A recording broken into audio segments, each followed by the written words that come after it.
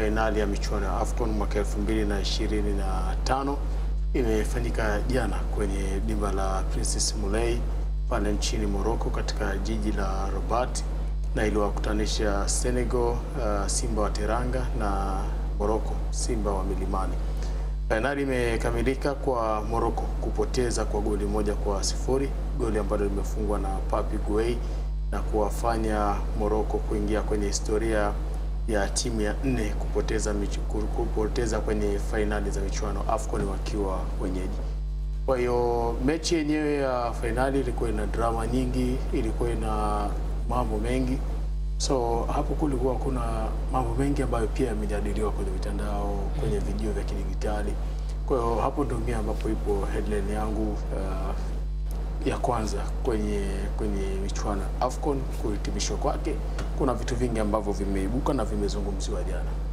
Lakini headline ya pili itahusiana na bwana mdogo ambaye anaitwa Shakil Van Persie, ambaye juzi alipata nafasi ya kucheza katika mchezo wa ligi kuu ya pale Uholanzi akiwa na timu yake ya Feyenoord. Sasa headline kwenye huo mchezo ni kwamba timu ya Feyenoord inaolewa na Robin Van Persie, na katika huo mchezo alicheza na timu inaitwa Sparta, kitu kama hicho, na hiyo mechi ilishia kwa goli 4-3.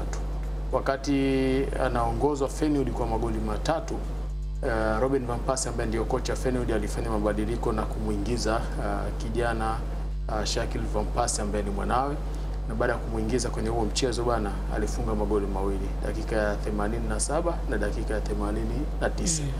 Kwa hiyo ilikuwa ni story kubwa, watu wakizungumza the way ambavyo bwana mdogo anafuata nyayo za babake, lakini kwenye kile ambacho kimetokea kwenye mchezo wenyewe kufunga magoli mawili, na ni magoli ambayo kama yaliwaamsha Feyenoord kurejea mchezoni baada ya kutanguliwa kwa namba ya magoli 3.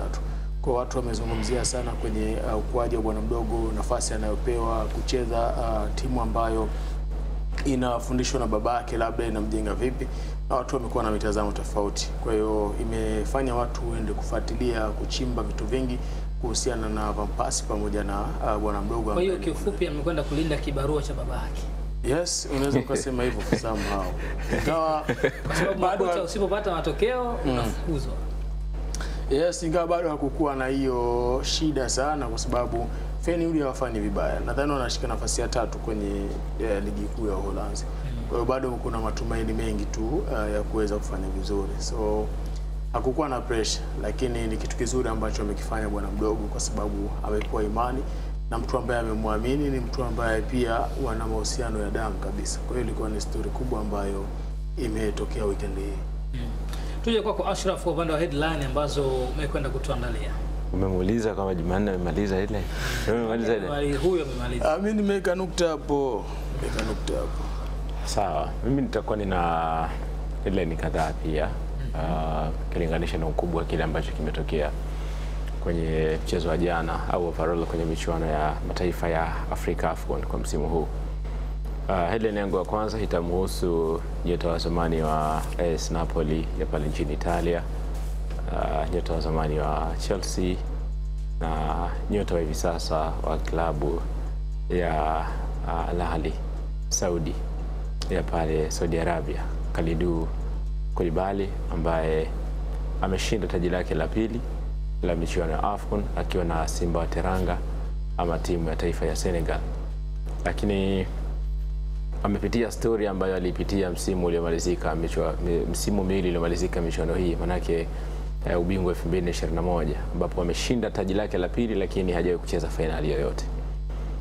Kalidou Koulibaly alikosa mchezo wa fainali dhidi ya timu ya taifa ya Misri, wakati huo timu yake ikishinda kwa mikwaju ya penalty, kwa miscard au kwa kadi za manjano ambazo pia zimemfanya kwenye mchezo wa jana akose mchezo wa fainali baada ya kuonyeshwa kadi ya manjano. Kwa hiyo the same stories ambayo ameipitia, naweza akawaambia au akaja kutolea hadithi vijana wake akamwambia mimi nimeshinda mataji mawili lakini sikuwahi kucheza mchezo wote wa fainali. Yes, kwa hiyo si story nzuri sana kwenye career, lakini of course amefanikiwa na ametoa mchango mkubwa hadi kufika hapo timu ya taifa Senegal.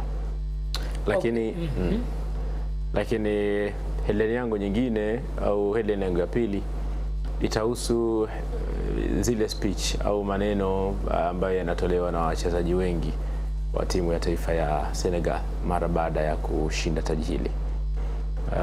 Imepita kwenye kurasa mbalimbali wakizungumza kwamba nikimnukuu mtu kama Edouard Mendy, baada ya watu kuzungumza kwamba Ibrahim Abdelkader Diaz alijikosesha huu mkwaju wa penalty, Edouard Mendy akasema anapaswa kupongezwa yeye kwa sababu ameokoa huo mkwaju wa penalty. Na kama alitarajia kukosa, manake angepiga off target, manake huo mpira angeutoa nje.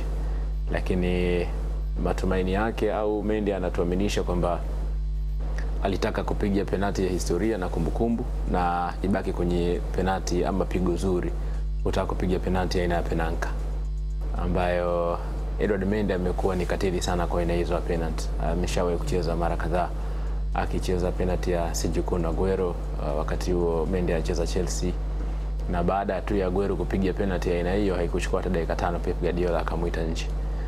Ambia njoo pumzike huko, inaonyesha mechi leo huiwezi kwa sababu ya seriousness. Pengine alidhani yupo katika moment ambayo alitakiwa kufanya bora zaidi. Kwa hiyo Edouard Mendy amezungumza kwamba anapaswa kupongezwa kuliko watu wengi wanavyoitazama kama Brahim Diaz alitaka kukosa hiyo penalty.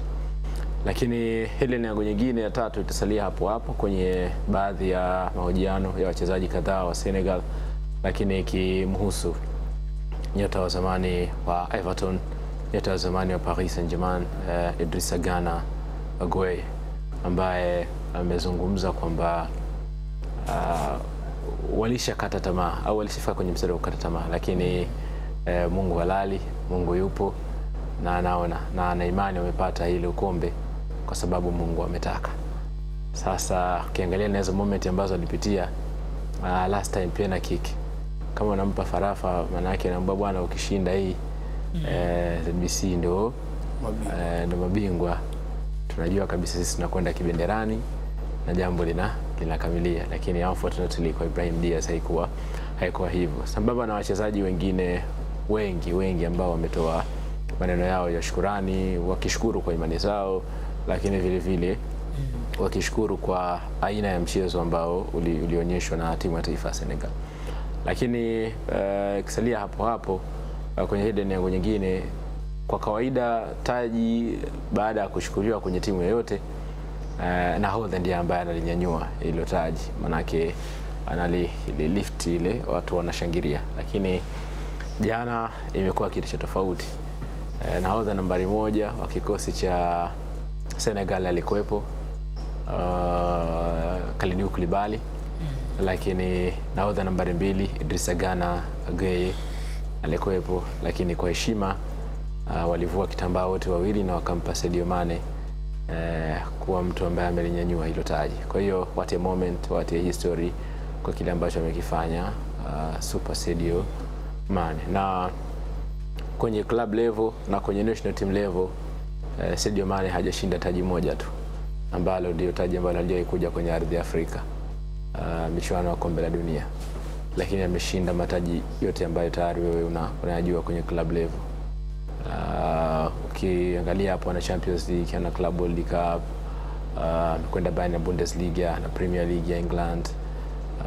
Of course naweza kusema kwenye trophies ways amefanikiwa na mpira haumdai. Kwa hiyo good kwenye hicho ambacho amekifanya Sadio Mane na ambacho pia ameachieve. Ni wakati wa kulitazama tena pia soka la Afrika kwa namna ambavyo tunatazama.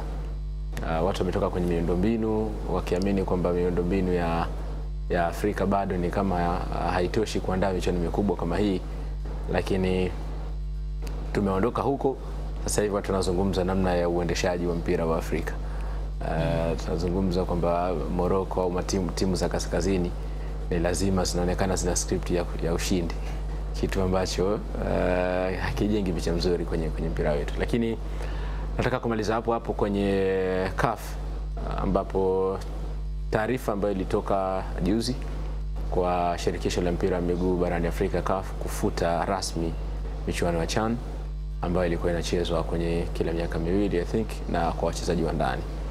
Kwa hiyo michuano hiyo imefutwa rasmi na kuna mashindano mengine ambayo yatakuja ku replace, hawaja announce ni mashindano gani, lakini sababu kuu ya kufuta mashindano hayo ikielezwa kwamba mashindano haya hayawezi kujisimamia kifedha.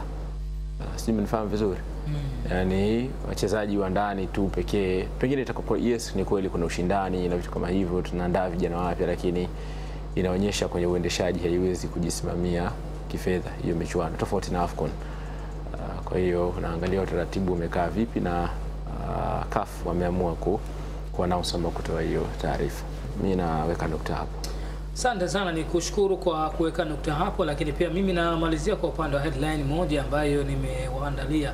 Headline yangu ya leo ni kuelekea katika mashindano ya Kabadi Mapinduzi Cup ambao yanatarajiwa kuanza tarehe 22 na vilabu vitano ambavyo vimeshaweka nukta pale kwa ajili ya kwamba vitakwenda kushiriki katika mashindano hayo. Kuna vilabu ambavyo vimekwenda kuongezeka, kilabu kimoja ambacho ni Fighter Kabadi wameongezeka pale, lakini pia KMKM Kabadi na wao kiwepo, kuna JKU Kabadi, KVZ Kabadi na wao pia wakiwa wameongezeka. Hii ni tathmini ambayo inaonyesha kwamba mchezo wa kabadi kutoka mwaka 2020 hadi sasa hivi ni miaka mitano. Inaonyesha kwamba tayari umeshaenea na umefika katika sehemu moja kubwa sana, na ukizingatia mchezo huu wa kabadi wamekwenda kushiriki mashindano yale ya kimataifa, yani mashindano ya kimataifa ya World Cup. Kwa upande wa wanawake wamekwenda kushiriki na wanaume wapo njiani mnamo mwezi wa 2 au wa 3 kwa ajili ya kwenda kushiriki mashindano hayo pale nchini India. Kwa hiyo pia na katika swala zima la kabadi nako pia kuna fursa nyingi vijana wanatakiwa kuweza kuwekeza. Fatawi wanatakiwa uwekeze katika swala zima la kabadi, nako kuna fursa nyingi ambazo zinapatikana. Asante sana, tupate mapumziko mafupi. Mara baada ya kurejea tutakuja kukupa mengi ambayo tumekuandalia na tutaanzia dimbani hapa kwa